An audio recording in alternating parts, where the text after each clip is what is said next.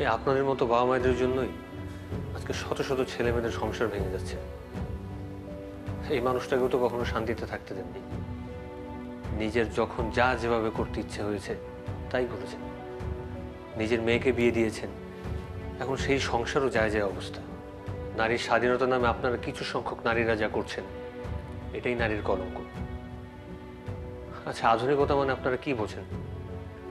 Short dress পরে night ক্লাবে ছেলে বন্ধুদের সাথে নাচানাচি করা, নাকি বিভিন্ন ধরনের নেশায় আসক্ত হয়ে থাকা?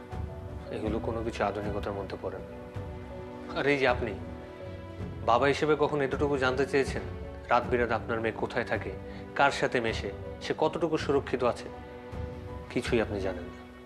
কিন্তু ছোটবেলা থেকেই যদি মেয়ের প্রতি এই সামান্য কেয়ারটুকু করতেন, তাহলে আজকে আর আপনাকে এই দিনটা দেখতে হতো না। হ্যাঁ বাবা, প্রথম থেকে কাদামাটিকে যেভাবে গড়ে তুলবে সেভাবেই তৈরি হবে পাত্র। স্বামী কিংবা বাবা হিসেবে